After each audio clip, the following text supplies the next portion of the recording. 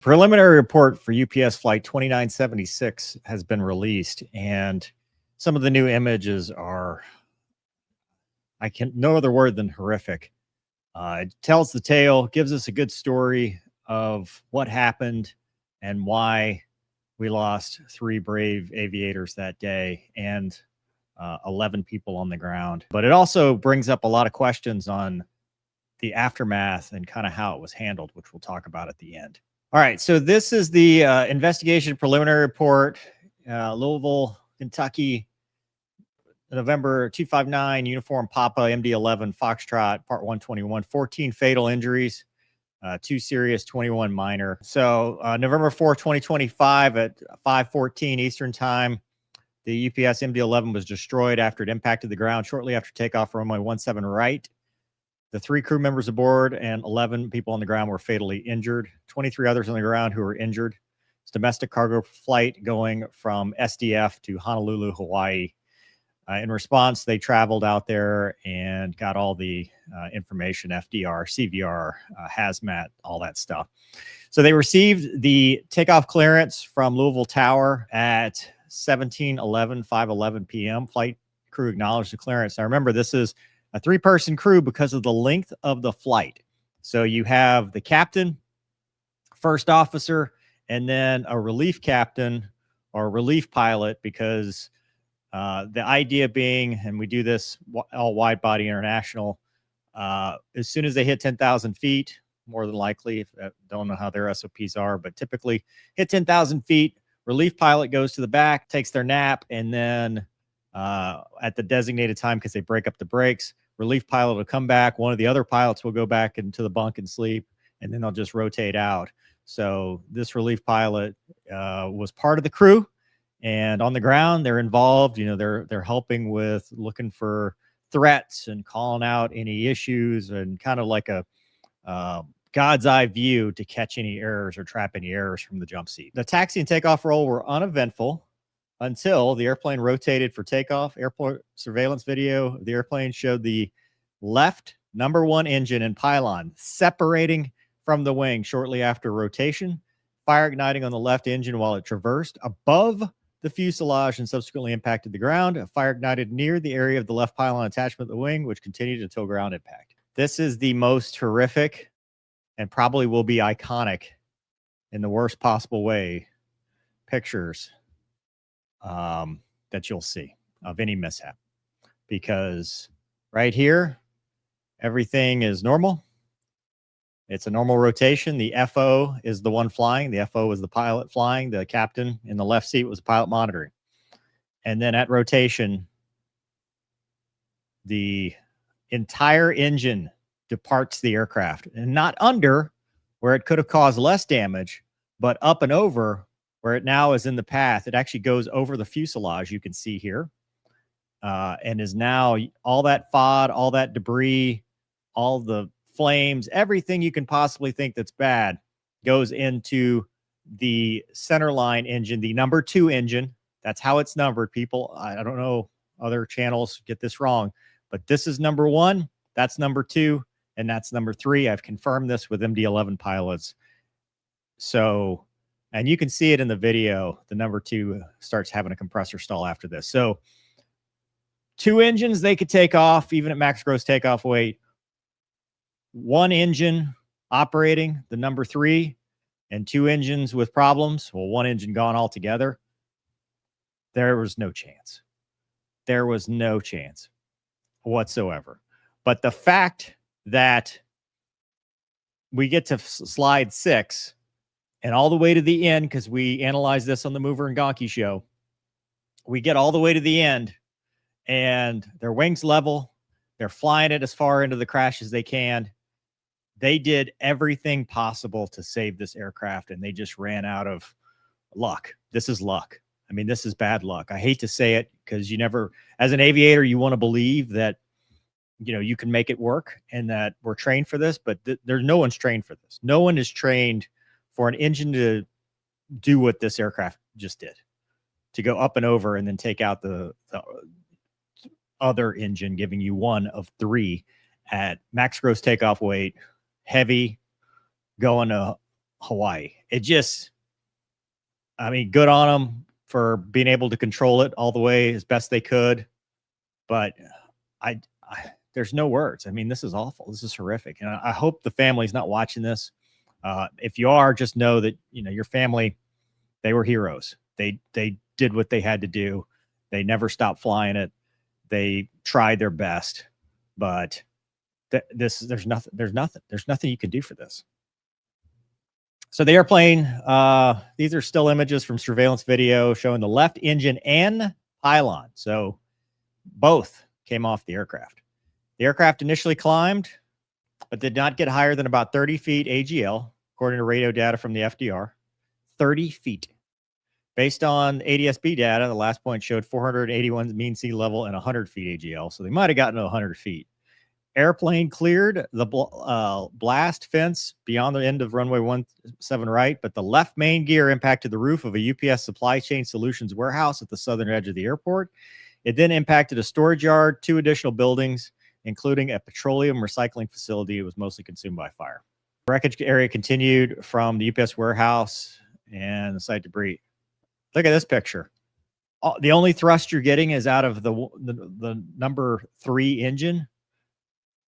This is relatively wings level because it did just hit something. So this is as the airplane cleared the blast fence. But just the fact that they could even control this airplane is just incredible. It's incredible airmanship. It's unfortunate that just they were faced with impossible odds, that there was just no way for them to recover from.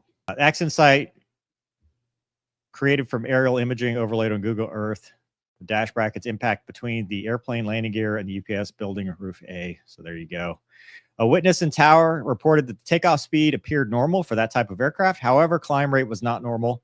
So they were flying at the right speeds.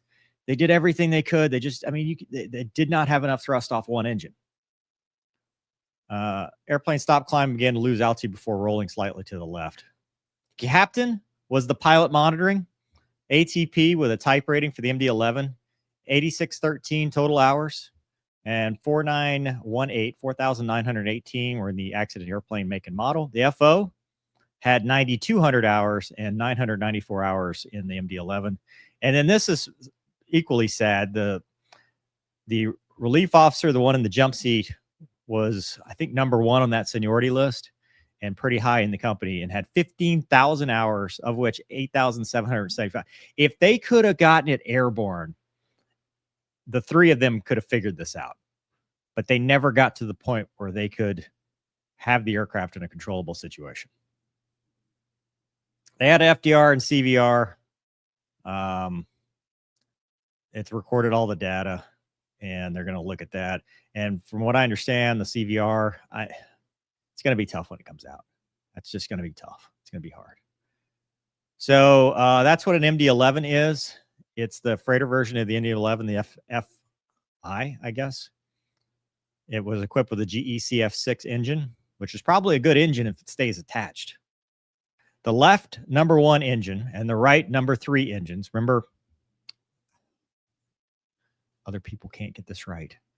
1, 2, 3. It's in order. So the number 3 engine are attached to the underside of pylons, underside the wing. The number 2 engine, which is the center, is attached to the base of the vertical stabilizer. The left and right pylon attaches to a respective wing via forward mount bulkhead, a thrust link assembly, and an aft mount bulkhead. We're going to call that the forward mount and aft mount. Forward mount mounts to a spherical bearings that are vertically aligned. Thrust link assembly located immediately behind the forward mount's lower spherical bearing primarily transmits thrust loads. Pylon aft mount is an assembly composed of 2 independent fittings bolted together with lugs that house a single spherical bearing. This is the big one right here. The left engine, left pylon, including its forward and aft mounts, fragments of engine fan blades, and separated pieces from the left engine were found on and adjacent to runway 17 right. This was there the moment the crash stopped crashing. The moment it became a recovery effort. They had the left engine, left pylon. They had that. It was sitting on the runway. Didn't need to wait for any FDR data. Didn't need to wait for anything.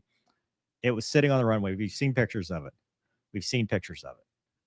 Recovered portions were transferred to a secure hangar on the airport property for further examination.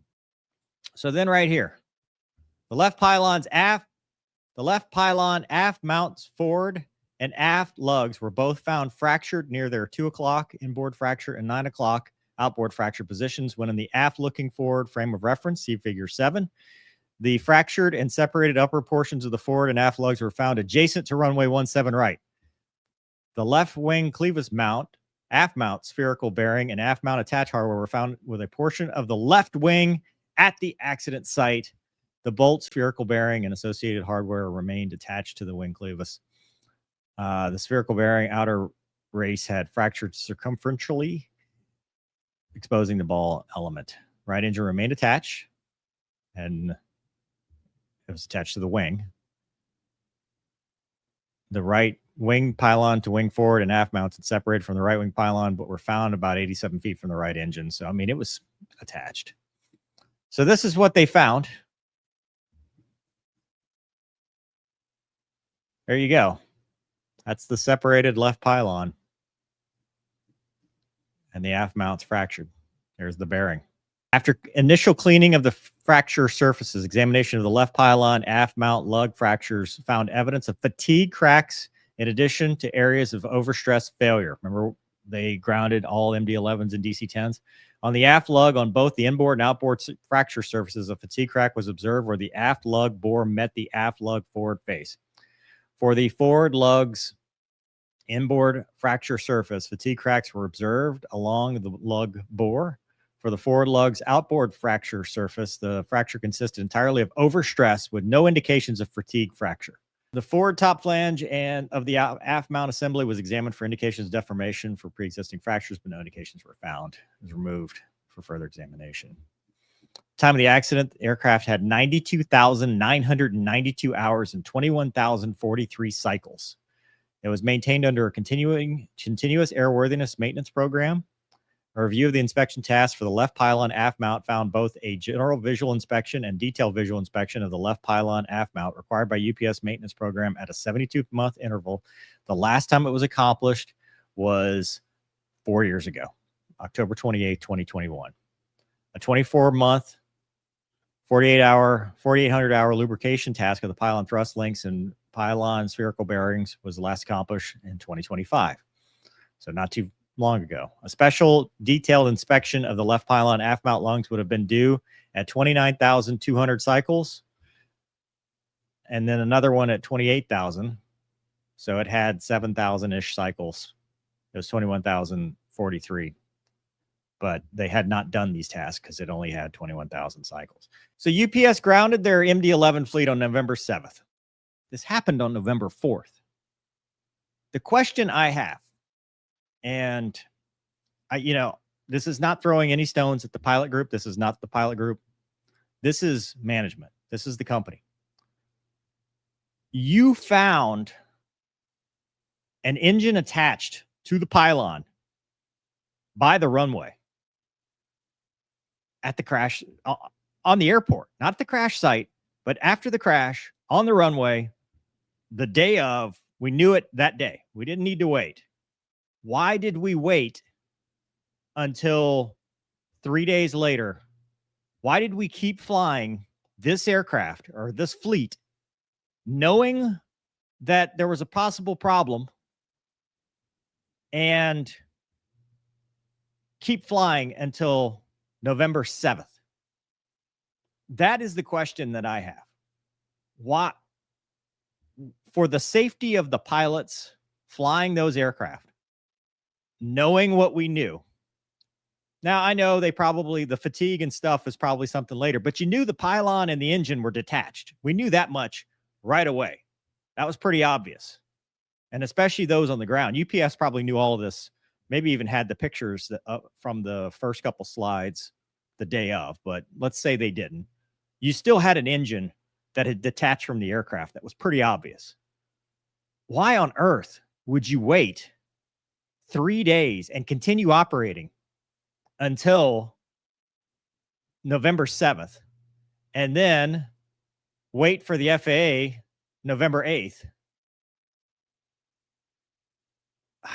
I just, that doesn't make any sense to me. I don't understand it.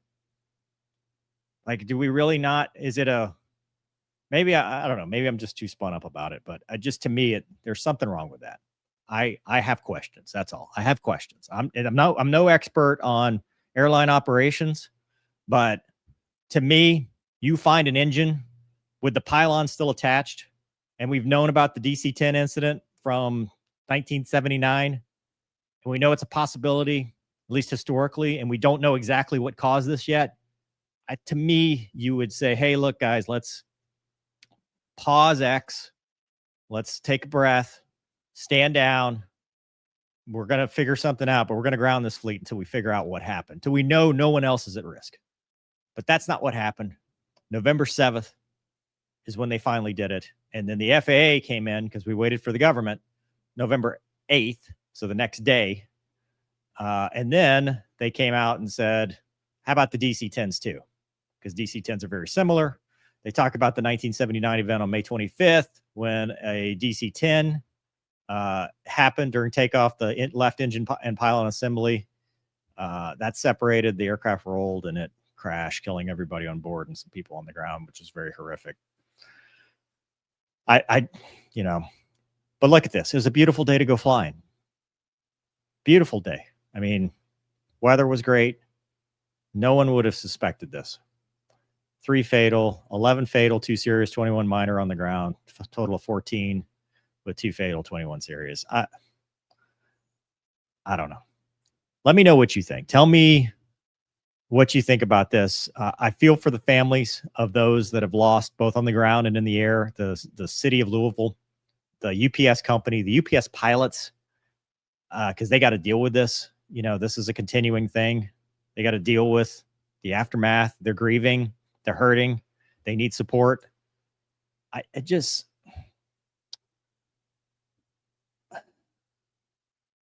feel for the maintenance too, because everybody that touched that airplane is probably, I mean, not probably, they are grief stricken because they're all wondering what could we have done to save these people.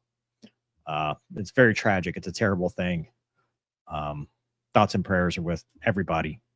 And yeah, this is not a fun one. But if you're a 121 operator, airline pilot, or whatever, support your UPS brothers and sisters because they're hurting right now and they're going through it. So please let me know in the comments what you think. I'll see you next time.